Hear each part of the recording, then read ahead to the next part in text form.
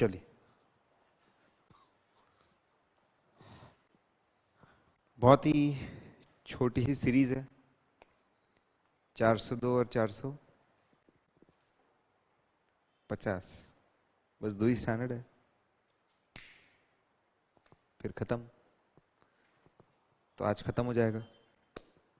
हाँ, फिर टाइम बचेगा तो कुछ और देख लेंगे। सर ये सब बोल के आप हमको पहले ही मार देते हो। कुछ नहीं बचा है बोले।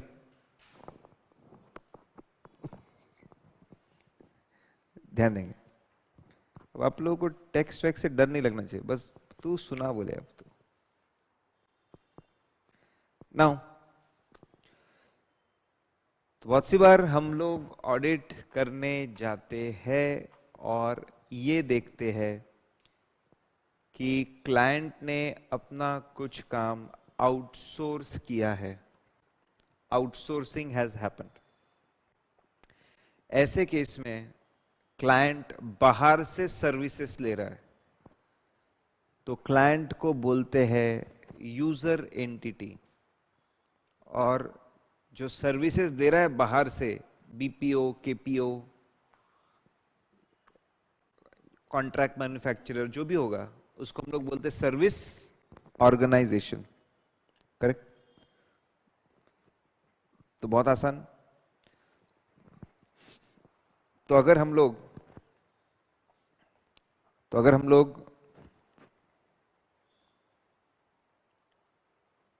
ऑडिट करने जाते हैं और ऐसा देखते हैं कि जो क्लाइंट है उसने अपना कुछ काम बाहर आउटसोर्स किया है, मतलब वो बाहर से सर्विसेज ले रहा है, तो वो यूजर एंटिटी बन जाएगा, user of the services, user entity, बाहर वाले सर्विस प्रोवाइडर। ऐसे केस में हमको SA 402 लगाना पड़ेगा। ठीक है? इससे पहले कि हम इस स्टैंडर्ड में अंदर जाए तो हमने एक एग्जाम्पल डेवलप किया है, वो एग्जाम्पल को समझ लेंगे।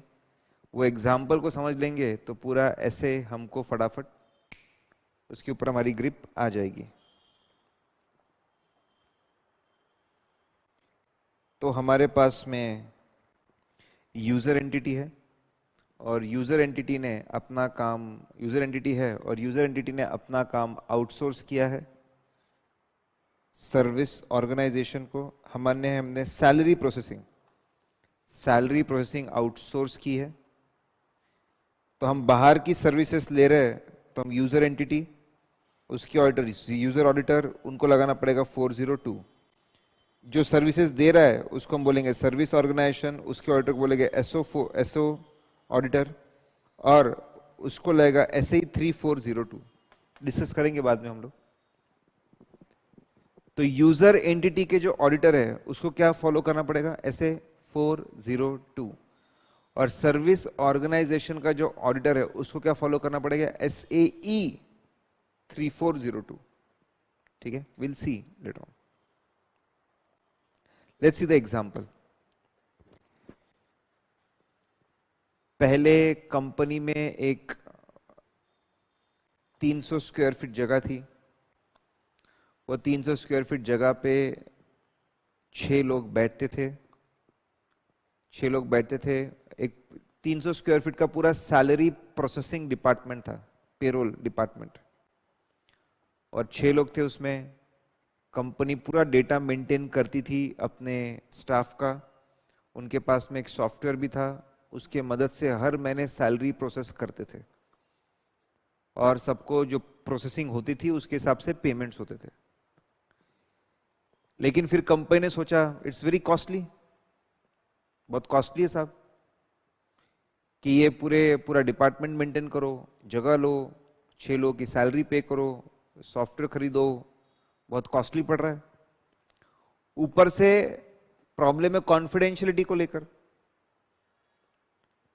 जो सैलरी की इंफॉर्मेशन थी बाकी लोगों तक पहुंच जाती है, और बहुत remuneration is a very confidential thing in any organisation. लोग जॉब इसलिए नहीं छोड़ते उनको कम मिल रहा है, उनको किसी और से कम मिल रहा है, ये सोचकर और सुन के जान जल जाती है उनकी।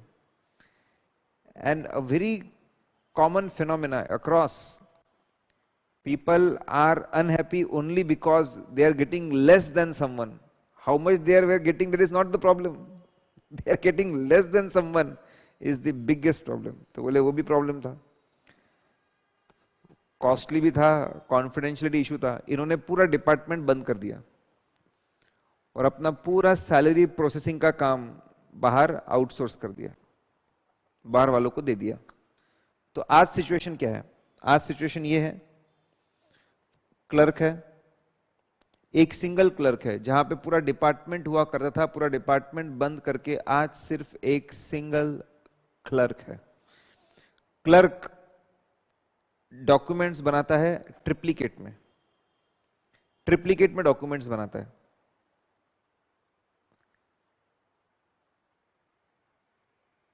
जितने भी अपॉइंटमेंट्स होते हैं, जितने भी अपॉइंटमेंट्स के बाद में ट्रांसफर्स, प्रमोशंस, रेजिग्नेशंस, रिमूवल्स, जो भी इवेंट्स होते हैं, सबके ट्रिप्लिकेट में डॉक्यूमेंट्स बनाता है.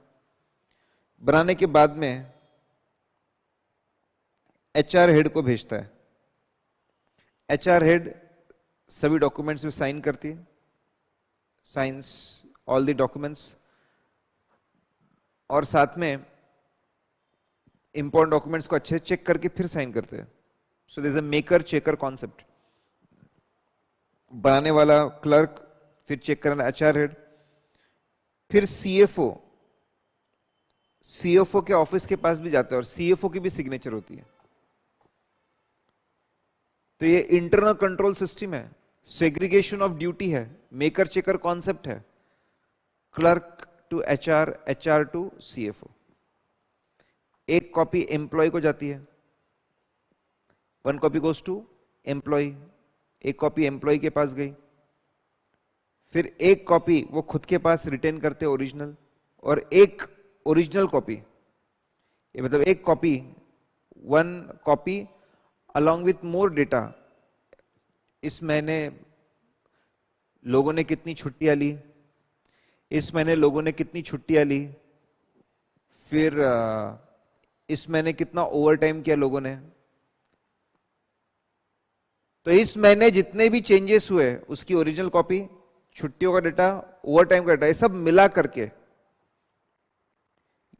सब मिला करके 25th of every month one copy of all the letters is sent to service organization with other information. बात समझिए आपको है? तो ये काम यूजर एंटिटी कर रहा है. क्लर्क ने ट्रिप्लिकेट में बनवाना, फिर एचआर हेड ने चेक करना, फिर सीएफओ ने चेक करना, फिर एक कॉपी देना एम्प्लॉय को, एक खुद के पास, एक कॉपी भेजना विद अदर इंफॉर्मेशन. ये पूरा काम अगर मैं स्टेप्स बोलूं, ये 1 2 3 4, ये जो चारों स्टेप्स है, ये चारों के चारों स्टेप्स है, ठीक है. ये सब काम यूजर एंटिटी कर रहा है. कौन कर रहा है? User entity. ताकि वो एक्यूरेट इनपुट प्रोवाइड कर सके. किसको? सर्विस ऑर्गेनाइजेशन को एक्यूरेट इनपुट प्रोवाइड कर सके. सर्विस ऑर्गेनाइजेशन में क्या होता है? सर्विस ऑर्गेनाइजेशन में नरेश, जितने भी कम्युनिकेशंस आते हैं, नरेश पहले उसको रिसीव करता है. नरेश रिसीव करता है कम्युनिकेशन को, उसको ओपन करता है, रजिस्टर में लिखता है ये डेट पे ये कंपनी का कम्युनिकेशन मिला. लिखता है उसमें कितने लेटर्स आए, 4 लेटर, 5 लेटर, कौन सी इंफॉर्मेशन है वो लिखता है. लिखने के बाद में कंफर्म करता है क्लर्क से, फोन लगाता है, 4 ही लेटर थे ना, 3 ही लेटर थे ना, टोटल छुट्टियां इतनी थी ना, टोटल ओवर टाइम इतना ही था ना, कंफर्म करता है.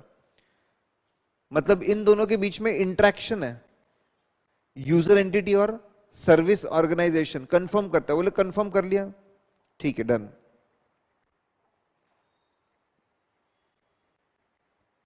फिर आगे वो महेश को देता है. महेश इसको टाइप करता है और इलेक्ट्रॉनिक फॉर्म में कन्वर्ट करता है. इसको एक्सेल में कन्वर्ट करता है. मे बी जिग्नेश इसको अपलोड करता है फॉर प्रोसेसिंग।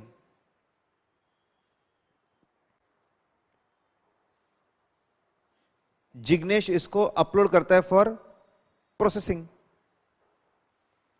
करेक्ट। प्रोसेसिंग के लिए अपलोड करेगा, तो बहुत सिंपल है साहब, बहुत ही आसान है। नरेश पहले कम्युनिकेशन रिसीव करता है, पहले कम्युनिकेशन रिसीव करता है, रिसीव करने के बाद में महेश उसको रिसीव करता है और कंफर्म करता है, महेश उसको कन्वर्ट करता है एक्सेल में, जिग्नेश अपलोड करके क्या करता है, प्रोसेस करता है सॉफ्टवेयर में, पूरी सैलरी प्रोसेस करता है, आउटपुट निकालता है, फाइनल एक्सेल शीट बनती है, आउटपुट निकलता है। गणेश उसको इवैल्यूएट करता है, रिव्यू करता है, फिर सिक्योर्ड ईमेल से उनको भेजा जाता है।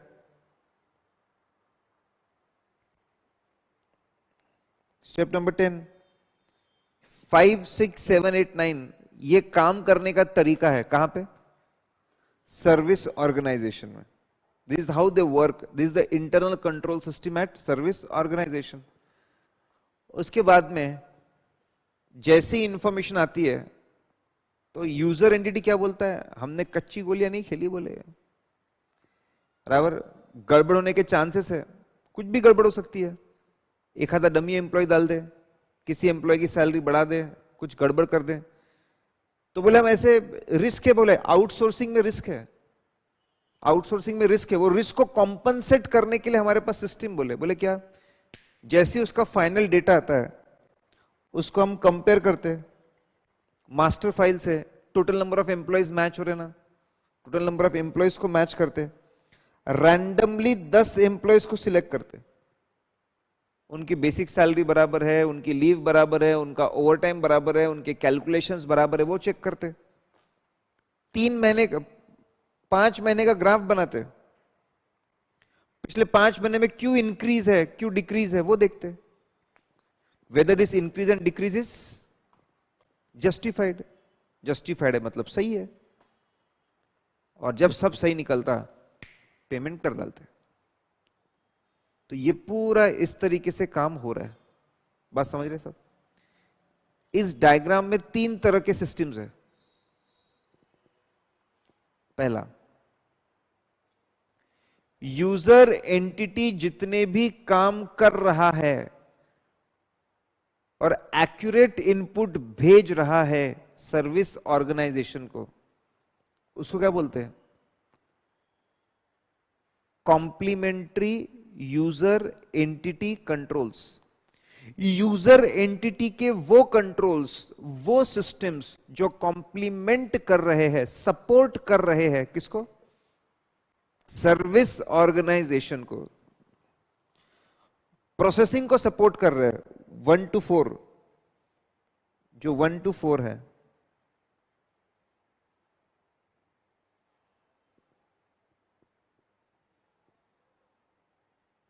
Complementary user entity controls.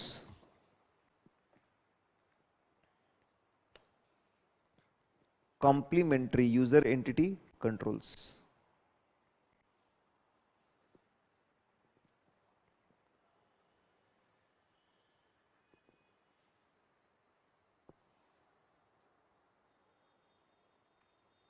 ये बात समझे आपको, बहुत सिंपल, बहुत ही आसान। अब सर्विस ऑर्गेनाइजेशन के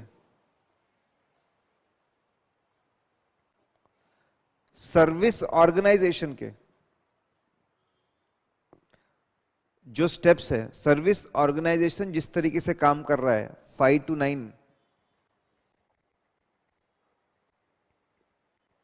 इसको बोलते internal controls at service organisation. Internal control system at service organisation, काम करने का तरीका एट सर्विस ऑर्गेनाइजेशन। और जो स्टेप नंबर 10 है, यूजर एंटिटी ने इस सिस्टम को बनाया है to compensate the risk arising from service organisation, outsourcing, तो गलती होने के चांसेस है ना, उसको कॉम्पनसेट करने के लिए कि भाई इन्होंने कुछ गलती तो नहीं की, तो उसको बोलते हैं रिस्क कॉम्पनसेट करने के लिए जो कंट्रोल्स बनाए जाते हैं उसको बोलते हैं रेलेवेंट कंट्रोल्स।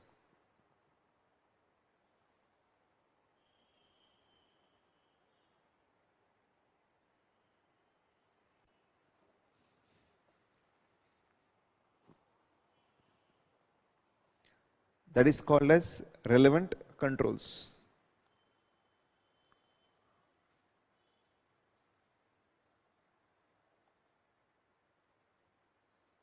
बात समझिए सब? Is this point clear? बहुत सिंपल, बहुत आसान। ऐसे 402 हम लोग पढ़ रहे हैं और बहुत सिंपल सा हमने यहाँ पे काम देखा कि कैसे यूजर एंटिटी में पहले खुद का डिपार्टमेंट होता था, उसको बंद करके अब उन्होंने आउटसोर्सिंग की है। 1 to 4 काम हो रहा है कहाँ पे? यूजर एंटिटी में, which is helping service organisation, इसलिए उसको बोलते हैं complementary user entity control. User entity के वो कंट्रोल जो कॉम्प्लीमेंट कर रहे हैं, सपोर्ट कर रहे हैं किसको? Service organisation. फिर 5 to 9 is processing at service organisation, and 10 is which is compensating risk, that is called as relevant controls.